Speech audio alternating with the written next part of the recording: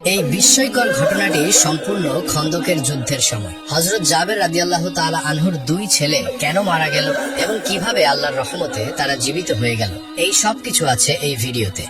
খন্দকের যুদ্ধের প্রাক্কালে রাসূলুল্লাহ সাল্লাল্লাহু আলাইহি ওয়াসাল্লামের নির্দেশে সকল সাহাবী কাঁধে কাঁধ মিলিয়ে পরীক্ষা খনন করছিলেন। খননকালে হঠাৎ একটি সেখানে শক্ত পাথর দেখা যায়। তখন লোকেরা রাসূলুল্লাহ সাল্লাল্লাহু আলাইহি ওয়াসাল্লামের কাছে এসে বলল, হে আল্লাহর নবী, পরীক্ষা খননের কালে একটি শক্ত পাথর বেঁধে গেছে। তখন রাসূলুল্লাহ সাল্লাল্লাহু আলাইহি ওয়াসাল্লাম বললেন, আচ্ছা, আমি নিজেই খন্দকের মধ্যে নামবো। তখন রাসূলুল্লাহ সাল্লাল্লাহু আলাইহি ওয়াসাল্লাম কয়েকদিনের আনাহারি ছিলেন। পরীক্ষা খননকারীরা প্রায় সকলেই 3 দিন পর্যন্ত কিছুই খেতে পারেননি। তারাও ক্ষুধার্ত ও আনাহারি ছিলেন। এরপর রাসূলুল্লাহ সাল্লাল্লাহু আলাইহি ওয়াসাল্লাম একটি কোদাল হাতে নিয়ে পাথরটির উপর আঘাত করলেন। সাথে সাথে পাথরটি চূর্ণ বিচূর্ণ হয়ে বালুকণায় পরিণত হয়ে গেল।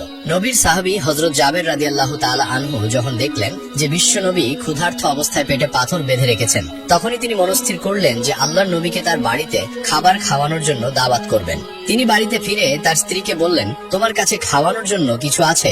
রাসূলুল্লাহ সাল্লাল্লাহু আলাইহি ওয়াসাল্লামকে ভীষণ ক্ষুধার্ত অবস্থায় দেখলাম। এই অবস্থায় দেখে আমি আর সহ্য করতে পারছি না, তাই সিদ্ধান্ত নিয়েছি রাসূলুল্লাহ সাল্লাল্লাহু আলাইহি ওয়াসাল্লামকে এক বেলা খাবার খাওয়াবো। তখন জাবের রাদিয়াল্লাহু তাআলা আনহুর স্ত্রী একটি পাত্রে 1 চা পরিমাণ জব বের করে বললেন, এই জব ছাড়া ঘরে আর কিছুই নেই। জাবের রাদিয়াল্লাহু তাআলা আনহু তখন তার স্ত্রীকে বললেন, তুমি জবগুলো পিষে রুটি তৈরির জন্য আটা প্রস্তুত করো। এই কথা বলে জাবের রাদিয়াল্লাহু তাআলা আনহু ভাবতে শুরু করলেন যে রুটির তো ব্যবস্থা হয়েই গেল, সাথে যদি আরো কিছু ব্যবস্থা করা যেত তাহলে হয়তো রাসূলুল্লাহ সাল্লাল্লাহু আলাইহি ওয়াসাল্লাম অনেক খুশি হতেন। কিছুক্ষণ পরই তার মনে আসলো যে তাদের একটি মোটাতাজা বকরির বাচ্চা আছে। এই কথা ভেবে তিনি নিশ্চিন্ত হলেন। সাথে সাথে এক দৌড়ে তিনি রাসূলুল্লাহ সাল্লাল্লাহু আলাইহি ওয়াসাল্লামের কাছে উপস্থিত হলেন এবং সালাম দিয়ে চুপি চুপি নবী করিম সাল্লাল্লাহু আলাইহি ওয়াসাল্লামকে বললেন, ইয়া রাসূলুল্লাহ, আমি তো গরিব মানুষ, আমার তেমন কোনো সম্পদ নেই, কিন্তু আমার বহুদিনের বাসনা আপনাকে একবেলা আমার বাড়িতে দাওয়াত করে খাওয়াবো, যদি আপনি আমার দাওয়াত কবুল করেন। এই কথা শুনে রাসূলুল্লাহ সাল্লাল্লাহু আলাইহি ওয়াসাল্লাম উচ্চ স্বরে সকল সাহাবীকে উদ্দেশ্য করে বললেন, শোনো হে সাহাবীরা, তোমরা সকলেই শোনো। আজকে আমার জাবের আমাদের তার বাড়িতে খাবার খাওয়ার জন্য দাওয়াত করেছেন। আমি দাওয়াত কবুল করেছি। তোমরা সকলে জলদি করে কাজ সেরে নাও। আজকে আমরা সকলে জোহরের নামাজ বাদে জাবেরের বাড়িতে যাব খাবার খাওয়ার জন্য। এই কথা শুনে সকল সাহাবীর মুখে হাসি ফুটে উঠল। আর জাবের রাদিয়াল্লাহু তাআলা আনহু অত্যন্ত খুশিতে 8খানা পাগলের মতন হয়ে গেল। তিনি এক দৌড় দিয়ে বাড়ির দিকে গেলেন। কিছু দূর যেতেই তার মনে হলো এখানে সাহাবী আছেন প্রায় সব মিলিয়ে 400 থেকে 1000 জন। আমি গরিব মানুষ, আর ঘরে তো এত মানুষের খাবার খাওয়ানোর মতো পর্যাপ্ত খাদ্য নেই, তাহলে কি হবে? তখন জাবের রাদিয়াল্লাহু তাআলা আনহু ঝড়ের গতিতে আবারও রাসূলুল্লাহ সাল্লাল্লাহু আলাইহি সাল্লামের কাছে আসলেন। তখন নবীকে দেখে বিনীতভাবে আরজ করে বললেন, ইয়া রাসূলুল্লাহ, আমি তো ভেবেছিলাম আপনি মাত্র কয়েকজন সাহাবী নিয়ে আমার বাড়িতে খাবার খাওয়ার জন্য আসবেন, কিন্তু আপনি তো সকলকে দাওয়াত দিলেন। এখন 100 থেকে মনান্তরে 1000 জন সাহাবী আমার বাড়িতে যাবে, এই কথা আমি বুঝতে পারিনি। আপনি তো জানেন আমি নিতান্তই একজন গরিব অসহায় মানুষ। এখন কি হবে? এখন কি করব? তখন বিশ্বনবী হযরত মুহাম্মদ সাল্লাল্লাহু আলাইহি সাল্লাম জাবের রাদিয়াল্লাহু তাআলা আনহুকে বললেন, হে জাবের, খানার বরকত দান করেন আল্লাহ, তুমি কোনো চিন্তা করো না, তুমি গৃহে ফিরে যাও এবং খানার আয়োজন করো। আর একটা কথা শোনো, তুমি আমাদের খাওয়ানোর জন্য কি আয়োজন করতে চাও? তখন জাবের রাদিয়াল্লাহু তাআলা আনহু বললেন, ঘরে সামান্য পরিমাণ জব আছে আর আমাদের একটি বকরির বাচ্চা আছে, সেগুলো আপনাকে খাওয়াতে চাই। তখন রাসূল সাল্লাল্লাহু আলাইহি সাল্লাম বললেন, তুমি যখন গোশত রান্না করবে তখন রান্না করার হাড়ির ঢাকনা দিয়ে ঢেকে রাখবে এবং রুটির খামি তৈরি করে একটি পাত্রের মধ্যে ঢাকনা দিয়ে ঢেকে রেখে দিও। আমি না আসা পর্যন্ত উভয় পাত্রের ঢাকনা খুলবে না।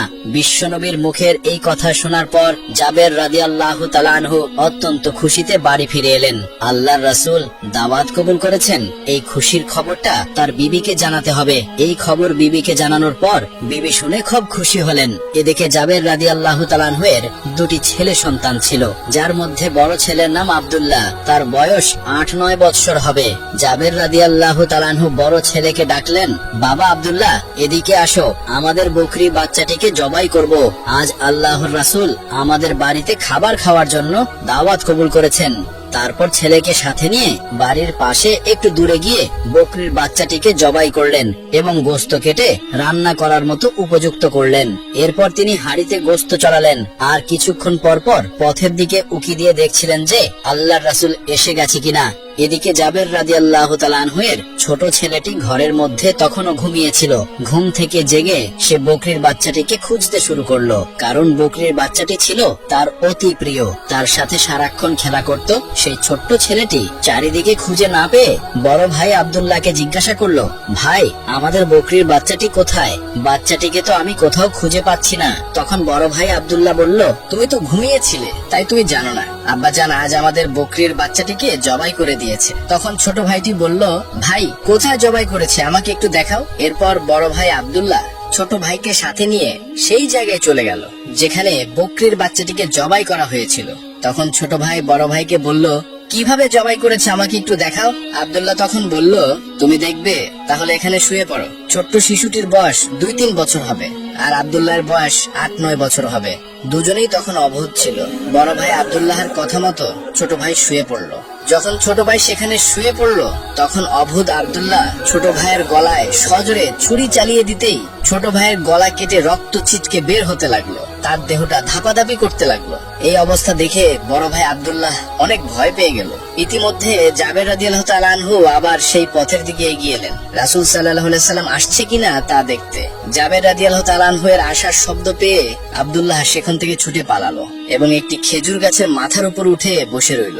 যখন জাবের রাদিয়াল্লাহু তাআলা আনহু পাথরের কাছে আসলেন, হঠাৎ করে তার চোখে পড়ল তার ছোট সোনামণি কলিজার টুকরা ছেলেটির উপর। তিনি দেখলেন ধুলার বুকে শুয়ে ছটফট করছে। তিনি দ্রুত গতিতে তার কাছে ছুটে গেলেন আর সাথে সাথে বুকের ধন, আদরের মানিক, ছোট ছেলেটির বক্ষপিঞ্জর থেকে পাখিটা উড়ে গেল। ছোট শিশুটির দেহটি স্থির হয়ে গেল। তখন সে শান্ত হয়ে গেল। জাবের রাদিয়াল্লাহু তাআলা আনহু আর বুঝতে বাকি রইল না কিভাবে এই ঘটনা ঘটলো। তখন জাবের রাদিয়াল্লাহু তাআলা আনহু আদরের মানিক ছোট শিশুকে বুকে জড়িয়ে ধরে কান্নায় ভেঙে পড়লেন।